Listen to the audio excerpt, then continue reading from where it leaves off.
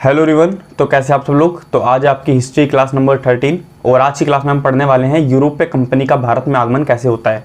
Last class में हमने क्या पढ़ा था कि जो अंग्रेज है उन्होंने मराठा साम्राज्य पर कब्जा कर लिया, फिर उन्होंने मैसूर, बंगाल और पंजाब पर भी अपना शासन कर लिया। धीमे धीमे अंग्रेज क्या कर रहे थे, अपने अधिकार क्षेत्र को बढ़ाते जा रहे थे, लेकिन हमने ये नहीं पढ़ा था कि वो आए कहाँ से, कैसे वो भारत में प्रवेश होता है उनका, वो हमें आज की क्लास में पढ़ना है। ठीक है, तो स्टार्ट करते हैं। भारत में यूरोपीय व्यापारिक कंपनियों का आगमन कैसे होता है। तो सर्वप्रथम भारत में जो है वो कौन थे, पुर्तगाली लोग थे। पुर्तगालियों की तरफ से वास्को डी गामा खोज करते हुए 1498 में भारत पहुंचते हैं और ये प्रथम व्यक्ति से जो भारत आए, और ये कौन थे, पुर्तगाली थे। ये कहाँ पहुंचते हैं, कालीकट बंदरगाह। कालीकट बंदरगाह आपका केरल में है। तो ये यूरोप से चलते हैं, केप ऑफ गुड हॉर्न के रास्ते से ये कालीकट बंदरगाह पहुंचता है केरल में। तो नया समुद्री मार्ग कौन था, केप ऑफ गुड हॉर्न के रास्ते से पुर्तगाली व्यक्ति वास्को डी गामा भारत आए थे। समय याद रखिएगा 1498 में आए थे।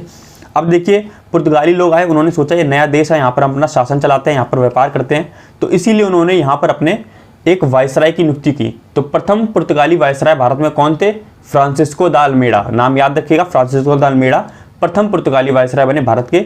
लेकिन वास्तविक प्रथम वायसराय कहा जाए तो वो थे अल्फांसो दा अल्बुक। तो ये अल्फांसो है, अल्फांसो दा अल्बुकर्क को भारत में वास्तविक पुर्तगाली प्रथम वायसराय माना जाता है, क्योंकि अल्फांसो दा अल्मेडा ने कुछ इंपॉर्टेंट कार्य नहीं कराए। अल्फांसो दा अल्बुकर्क ने इनका शासन स्थापित करने में पुर्तगालियों का भारत में काफ़ी मदद करी। इन्होंने यूसुफ आदिल शाह के खिलाफ लड़ाई लड़ी और बीजापुर के सुल्तान से गोवा को जीत लिया। तो जो गोवा था वो बीजापुर के सुल्तान के अंतर्गत आता था। इन्होंने गोवा के किले को जीत लिया, किससे, यूसुफ आदिल शाह से। तो काफ़ी युद्ध लड़े इन्होंने शासन को स्थापित किया, तो इसीलिए इनको वास्तविक वायसराय कहा जाता है पुर्तगालियों का। अल्फांसो दा अल्बुकर्क का नाम याद रखिएगा आप। इसके बाद सबसे इंपॉर्टेंट, पुर्तगालियों ने अपनी पहली व्यापारिक कोठी कोचिन में खोली। तो जितने भी लोग आए भारत, चाहे वो ईस्ट इंडिया कंपनी थी, पुर्तगाली थे, फ्रांसीसी थे, डच थे, इनका जो सबसे इंपॉर्टेंट क्वेश्चन बनता है वो यही बनता है कि इन्होंने प्रथम व्यापारिक कोठी कहाँ खोली, या फिर जो दूसरी कोठी खोली वो कहाँ खोली। तो कोठी मतलब क्या है, फैक्ट्री है यहाँ पे। तो पुर्तगालियों ने अपनी पहली फैक्ट्री कहाँ खोली थी, कोचिन में खोली थी, याद रखिएगा। आप इससे याद रख सकते हैं ये लोग कहाँ पे आए थे, कालीकट बंदरगाह केरल में। तो केरल में पड़ता है आपका कोचिन, और वहीं पे इन्होंने अपनी पहली व्यापारिक कोठी खोली थी। पुर्तगालियों के बाद भारत में कौन आते हैं, डच लोग आते हैं। तो बस इतना ही याद रखना है आपको पुर्तगालियों के बारे में, ये इनफ है। तो एग्जाम पॉइंट ऑफ व्यू से जितना इंपॉर्टेंट है बस उतना ही पढ़ते चले। एक्स्ट्रा फैक्ट के चक्कर में क्या होगा, जो इंपॉर्टेंट है वो भी आप भूल जाएंगे। तो बस जो इंपॉर्टेंट है सिर्फ उतना ही पढ़ते चलते हैं। तो अगर आप डिफेंस के लिए प्रिपेयर कर रहे हैं और आप ऑनलाइन कोचिंग लेने के लिए प्लान कर रहे हैं तो आपके लिए अनअकैडमी का सब्सक्रिप्शन यहाँ पे बेस्ट रहेगा, क्योंकि यहाँ पर आपको मिनिमम फी में काफ़ी सारे बेनिफिट्स मिल जाते हैं। ठीक है, और अभी इन्होंने जो नया प्लान निकाला है जिसमें एनडीए के लिए स्पेशल बैच और air force XY, navy, coast guard, ये जो तीनों एक ही टाइप के एग्जाम है, इन तीनों के लिए एक स्पेशल बैच। तो जो दोनों एग्जामों के लिए बैच निकाला है वो काफ़ी यूजफुल रहेगा। अभी प्राइस डाउन चल रहा है, तो अभी आप लेंगे तो आपको स्पेशल बेनिफिट्स मिलेंगे। ठीक है, जल्दी प्राइस बढ़ जाएंगे तो अभी लेने में आपके फ़ायदा रहेगा। ठीक है, इसी में अनअकैडमी ने संकल्प 2.0 बैच निकाला है एनडीए को टारगेट करने के लिए, और एयरफोर्स XY को टारगेट करने के लिए स्पेशल तेजस बैच निकाला है। यहाँ पे एक्स्ट्रा बेनिफिट जो आपको मिल जाएंगे प्लस सब्सक्रिप्शन लेने पे, तो 6 मंथ पे 2 मंथ का प्लस सब्सक्रिप्शन फ्री मिलेगा, और 24 मंथ पे 4 मंथ का। ऐसी एनडीए में आपको 12 मंथ सब्सक्रिप्शन के साथ 12 मंथ का SSB की जो कोचिंग है वो आपको मुफ्त में मिल जाएगी। आप फीस स्ट्रक्चर देख सकते हैं, ये फीस स्ट्रक्चर है एयरफोर्स, नेवी और कोस्ट गार्ड के एग्जाम के लिए जो तेजस बैच है। उसमें आप क्या है, अगर आप 12 मंथ सब्सक्रिप्शन लेते हैं तो आपको 5500 का पड़ेगा, जिसमें आपको पर मंथ फीस सिर्फ 458 रुपये पड़ेगी, 458 रुपीज़। ठीक है, और यहाँ पर भी आपको एक्स्ट्रा बेनिफिट मिलेगा आप अगर ज्ञानी 10 कूपन कोड मेरा यूज़ करते हैं तो। ऐसी एनडी का सब्सक्रिप्शन में आपको जो 12 मंथ का कोर्स है वो 8800 का पड़ेगा, क्योंकि इसमें आपको SSB की तैयारी भी कराई जाएगी, और यहाँ पे आपको पर मंथ फीस 733 रुपये सिर्फ पड़ेगी। ठीक है, कूपन कोड जरूर यूज़ करें मेरा ज्ञानी 10, इससे आपको 10% एक्स्ट्रा बेनिफिट मिलेगा। आगे क्या होता है, डचों ने प्रथम व्यापारिक कोठी भारत में कहाँ खोली, मसूलीपट्टनम में। तो पुर्तगालियों ने प्रथम व्यापारिक कोठी कहाँ खोली, याद करिए, कोचिन में। और डचों ने अपनी प्रथम व्यापारिक कोठी कहाँ खोली, मसूलीपट्टनम में, याद रखिएगा।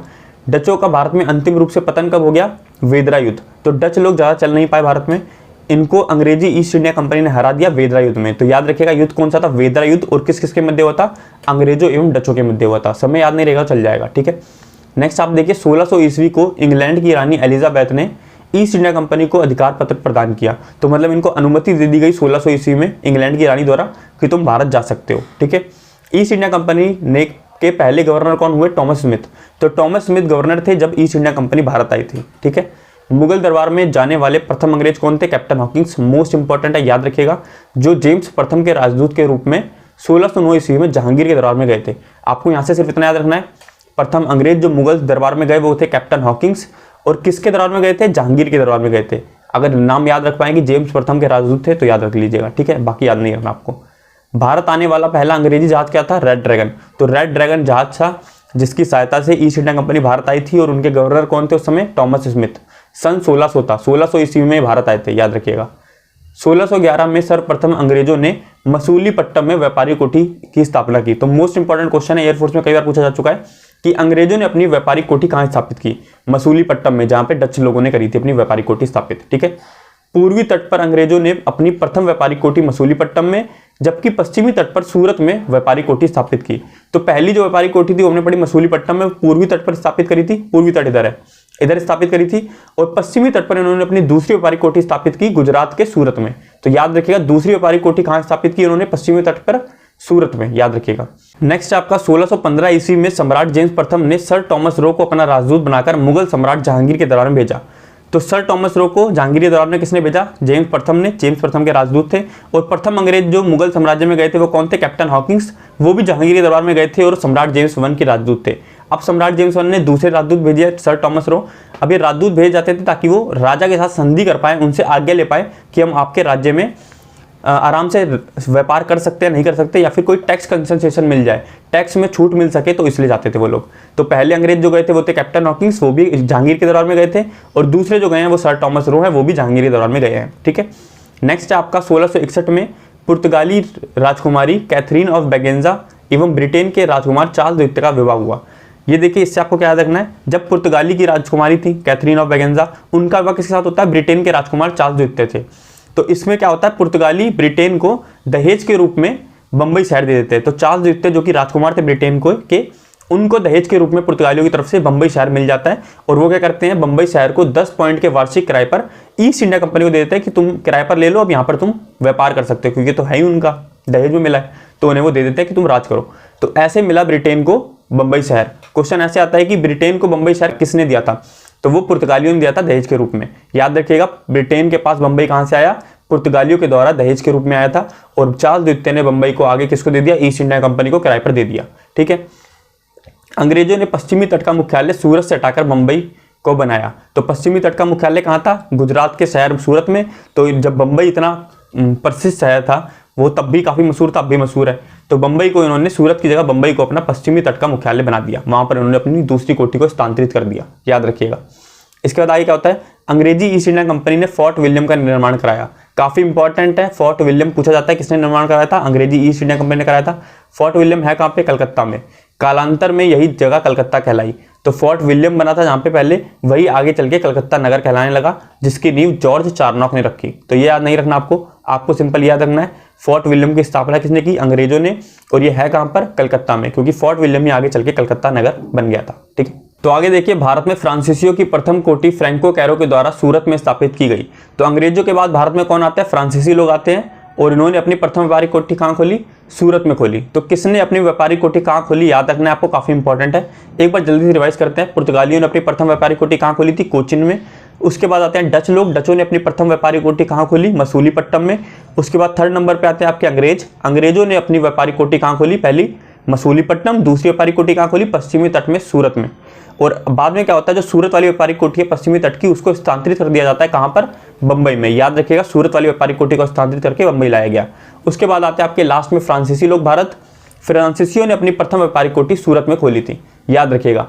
किसने खुलवाई? फ्रैंको कैरो, याद नहीं रखना कहाँ पर थी, ये सूरत में थी, बस इतना याद रखें। इसके बाद नेक्स्ट क्या होता है, फ्रांसीसी कंपनी ने पौंडीचेरी बीजापुर के सुल्तान से प्राप्त की। तो ये क्वेश्चन एसएससी में कई बार पूछा जा चुका है, इसलिए ऐड कर दिया है कि फ्रांसीसियों ने बीजापुर के सुल्तान से पौंडीचेरी प्राप्त किया था। याद रखिएगा, पौंडीचेरी शहर किससे प्राप्त किया फ्रांसीसियों ने? बीजापुर के सुल्तान से। नेक्स्ट आपका होता है फ्रांसीसियों का अंत कैसे हुआ। फ्रांसीसी ज्यादा नहीं चल पाए भारत में, उनका अंत कैसे होता है? 1760 के युद्ध में। 1760 में आपका वांडी वाश का युद्ध होता है। वांडी वाश के युद्ध में क्या होता है, अंग्रेजों ने सर आयरकूट के नेतृत्व में, अंग्रेज सेना के नेतृत्व कौन कर रहे थे? सर आयरकूट, और लाली के नेतृत्व वाली फ्रांसीसी सेना को पराजित कर दिया जाता है। तो यहां से फ्रांसीसियों का अंत हो जाता है। 1759 में युद्ध हुआ था, कौन सा? वेदरा का युद्ध। उसमें अंग्रेज क्या करते हैं? डच लोगों को पराजित करके भगा देते हैं भारत से। ऐसे ही अब होता है कौन सा युद्ध? वांडी वाश का युद्ध, सन कौन सा? 1760, जिसमें अंग्रेजों के नेतृत्व कौन कर रहे थे? सर आयरकूट, और फ्रांसीसी सेना का नेतृत्व कर रहे थे लाली। इसमें फ्रांसीसियों को हरा देते हैं और फ्रांसीसियों से काफी सारी जगहों को छीन लेते हैं, लेकिन कुछ राज्य अभी भी उनके पास रहते हैं जहां पर वो शासन करते रहते हैं भारत में। ठीक है। तो आज की क्लास में हमने पढ़ा कि कैसे यूरोप से लोग भारत में आते हैं और कैसे ईस्ट इंडिया कंपनी भारत में स्थापित हुई। इसके बाद क्या होता है, ईस्ट इंडिया कंपनी अपने राज्य को बढ़ाने की कोशिश करती है, वो मराठा साम्राज्य पर कब्जा करती है, मैसूर, बंगाल, पंजाब पर अपना कब्जा करती है। और इसके बाद क्या करती है, अपना शासन बनाए रखने के लिए ये गवर्नर जनरल की नियुक्ति करती है। पहले बंगाली गवर्नर, उसके बाद बंगाली गवर्नर जनरल, फिर उसके बाद भारतीय गवर्नर जनरल की ये नियुक्ति करती है, ताकि भारत में उनका शासन अच्छे से चलता रहे। तो गवर्नर जनरल वाला जो टॉपिक है वो बिल्कुल अलग है, उसको अलग क्लास में पढ़ेंगे तो अच्छे समझ में आएगा। तो नेक्स्ट क्लास में हम लोग पढ़ने वाले हैं भारत के गवर्नर जनरल के पद के बारे में, ठीक है। तो आज की क्लास में इतना ही। अगर वीडियो पसंद आए तो लाइक कर दीजिएगा और ज़्यादा से ज़्यादा वीडियो को शेयर कर दीजिएगा। थैंक यू, मिलते हैं जल्दी नेक्स्ट वीडियो में।